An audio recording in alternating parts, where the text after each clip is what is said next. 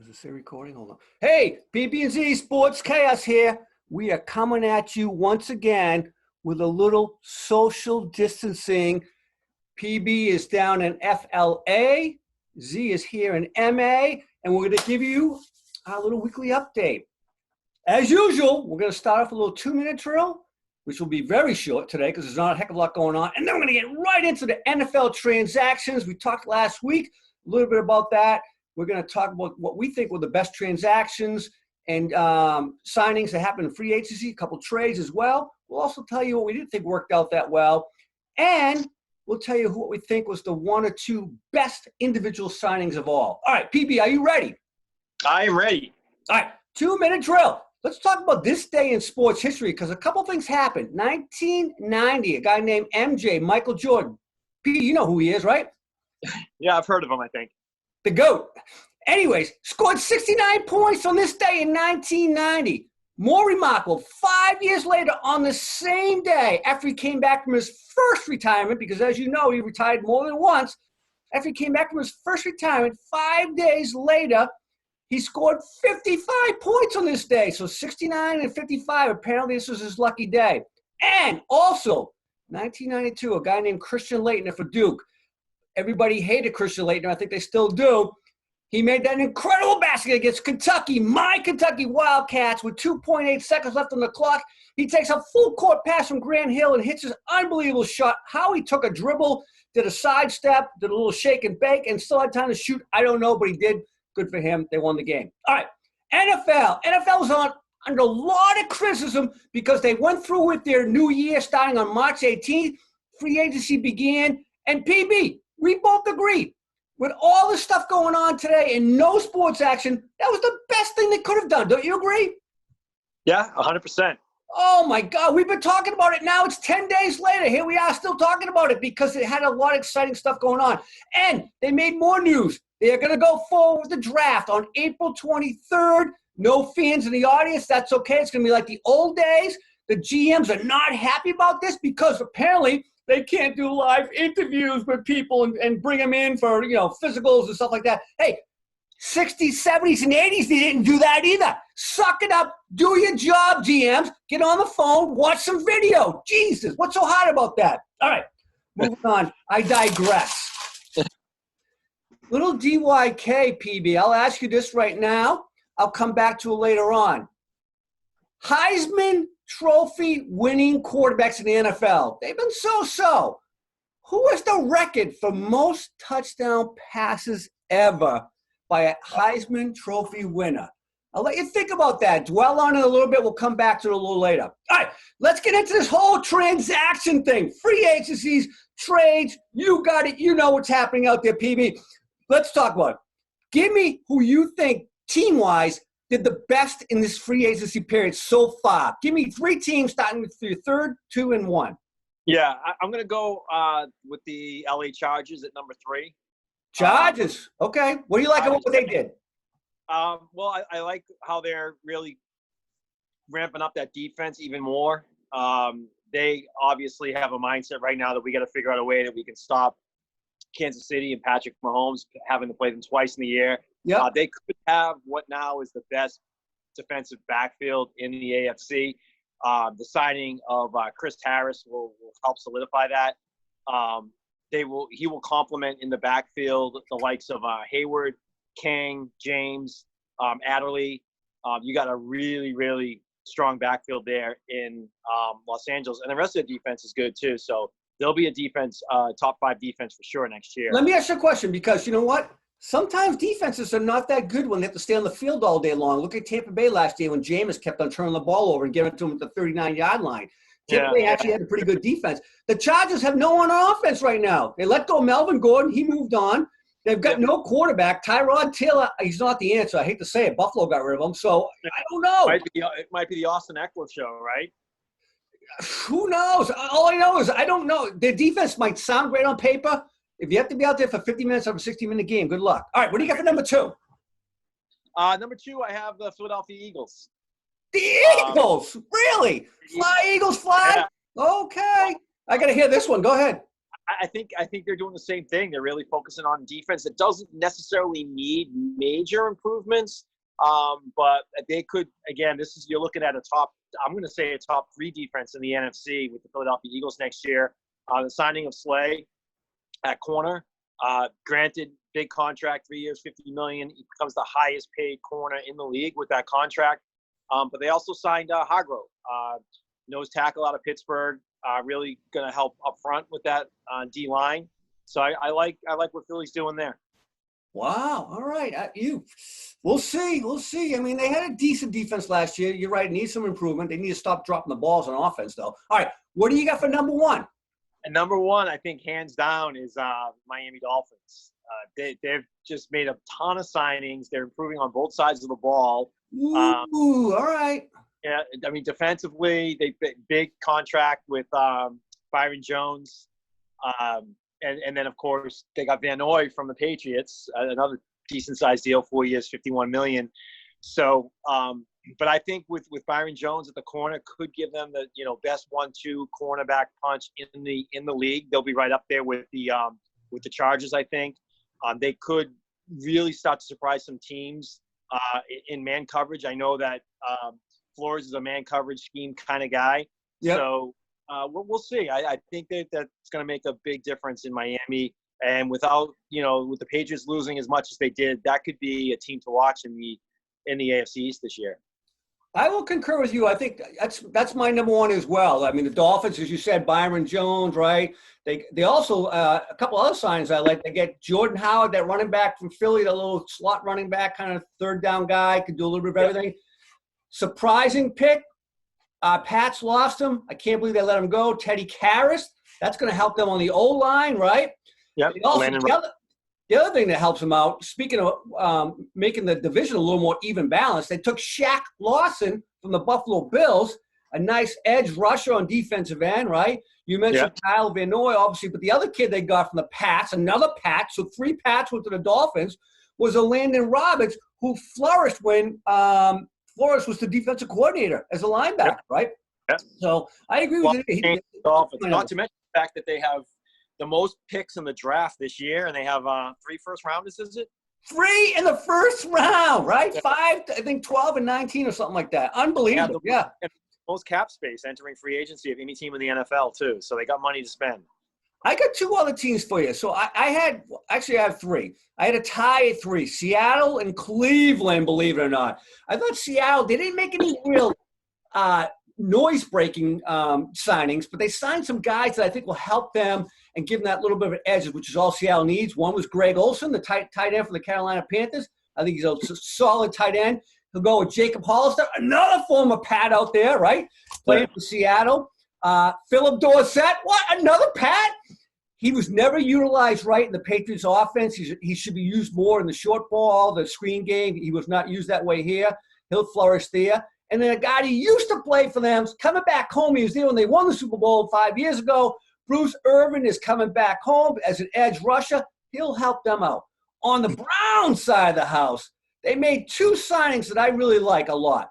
Jack Conklin, offensive tackle, came from the Titans, who had the best run game in the league last year, and the Browns were horrible protecting Baker Mayfield. Huge asset. And then Austin Hooper, big loss for the Falcons, the tight end that caught everything thrown to him, really underrated. He's going to be the next George Kittle, I think, playing with Baker Mayfield. That'll help a lot. So that's my number 3. My surprise, number 2, they only made 3 moves, but they were really big headbangers. Phillip Rivers, I think he still has some gas left in the tank. He's a winning quarterback. He has to be around the right team. Plus, if he doesn't pan out, they got Jacoby coming off the bench. They're solid at the quarterback position now with Phillip starting for a year. And they made a big trade with the 49ers. They bring in DeForest Buckner, the defensive end, all-world player. Going to help them a lot on the defense side. They didn't need a lot in the first place, but that's going to do a lot for them. And in the backfield, they got Xavier Rhodes from the Vikings. He's easily an all-pro player in the right scheme. I think he'll fit well in the Colts. So Colts are number 2, Seattle and Cleveland 3, and I agree with you. The Dolphins made the best moves, I think, of anybody. Yeah, and I think that AFC South is pretty interesting with Houston losing DeAndre, right, to the Cardinals. Does that put Tennessee and Indianapolis really as the two teams competing now for that division? Houston, I think, has won that division like 5 or 6 years in a row or something. So this could be the year we see them fall. Speaking of Houston, I want to ask you, what teams are the worst in this whole transaction period? I've got Houston at number 2. I don't know you, but Houston, first of all, that deal giving up D-Hop for a bag of donuts and a cup of chowder is ridiculous. David Johnson and his $21 million salary, it gets saddled with that? What was that? Bill O'Brien, the GM, is the stupidest guy on the staff. Bill O'Brien, the head coach, so-so. Bill O'Brien, the GM's a moron, and he should not be doing both jobs, for crying out loud. Yeah, I would agree with them as being a big loser when in the draft. I mean, in the transactions, right? Free agents and trade stuff. Yeah. Anybody else that you could think of? I kind of had Dallas in there as someone that I was expecting. No, I'm not going to say they did horrible, but I just expected them to do more. The one move they did make, we know they paid for Amari Cooper, which is way overpaying him. Is that going to hurt them making other signings? They still got to sign Dak. They pick up Legatron, who's been an injury-prone kicker, in Greg Zuerlein, right? Yeah. They lost Collins on their D-line. I know they replaced him, but I see that team as one of those, 8-8, 9-7, 10-6 type teams, and they don't get high draft picks, and they're just kind of playing in limbo every year, sniffing the playoffs. I just don't see them doing much other than that again this year with like a 9-7, 10-6 record, sniffing the playoffs and one and done kind of team. You know what? I would agree with you, except I started doing a little homework into this, and I forgot when we first started talking about this. They signed Ha Dix to play safety. They lost Jeff Heath. He went to the Raiders. Ha Dix is definitely an upgrade on Jeff Heath. No offense, but Jeff has got some miles on him. They also brought in, I agree, Collins was a loss, but they brought in Gerald McCoy, a much bigger player, which they don't have size on their defensive line. That's the one challenge they have. They can be run over. Gerald McCoy can stuff the run. That's a good move. And a guy that our boy Casey Josh would like, used to play for the Chiefs, Dante Poy. I think that's how you say his name, right? Dante Poy. Another big defensive tackle who can stuff the run a little bit. So they made some moves. I agree. Amari is not a $100 million wide receiver. What Jerry was thinking blows my mind. I know he's doing that for Dak, but he hasn't even signed Dak yet. And God forbid he pays $40 million a year for Dak, which I know that's the rate right now probably. He's not a $40 million a year guy. That'll hurt the team in the long run because they need to get some more guys on defense. So, I'm with you a little bit. I think it's so-so, but I think they also plugged in some people there that were upgrading what they had. So we'll see. I got one for you. I know we don't want to say this here in Massachusetts, right? I think the Patriots did the worst so far in the offseason transaction business. They lost 6 guys that all played, valuable minutes last year, including 5 guys on defense that we've talked about so far today. You've got Jamie Collins went to Detroit. Bad move on his behalf, and I'll talk about that momentarily. They also lost Shelton, right? Danny Shelton went to Detroit. Again, I think a bad move on behalf of Detroit because he did not play good in Cleveland. It was so-so his first year with us. In addition to that, we talked about Van Noy went down to the Dolphins, right? Yep. They've got the safety, Huron, what's his name? Damon Huron, Duron Hewitt or whatever. Oh, I know who you're talking about. He left. He's gone. He was a starter last year, right? And Landon Roberts played meaningful minutes. He's gone. And Tom Brady. So the Pats lost 7 contributors from defense and offense last year. 6 of them were starters. One of them's a role player. I think they did the worst in the whole thing. And I got one other team sticking on the Patriots. I also believe not only did the Texans and Bill O'Brien screw up, I think so did Patricia. The Lions. Your point, they gave away Darius Slay. Speaking of a bag of popcorn and some toilet paper, they got less than that for him, for crying out loud, right? Unbelievable. I don't get what the thinking was there. He's an all-pro cornerback in a pass-happy league. It makes no sense at all. All right. Anybody else you think that did a poor job before we go on to what you think were the best individual picks? No, let's move on to the individual signings. Give me your best individual signing of the whole thing. I'm going to go with Calais Campbell with the Ravens. I mean, we saw what they can do on offense last year, and now, solidifying that defense a little bit more with a guy like him. I had him in my top 7 defensive players in the NFL last year. That could be a big, big signing for them and really make a difference. Ooh, you know what? I agree with you on that one. Another one I like is a little sneaky deal that got done by the Steelers. Eric Ebron, tight end. Oh yeah, that's a good one. I like that one. Big Ben likes his tight ends. Yeah, well, yeah, you've been kind of tight end happy today. What about Beasley Jr. going to Tennessee from Atlanta? He just signed a 1-year deal at $9.5 million.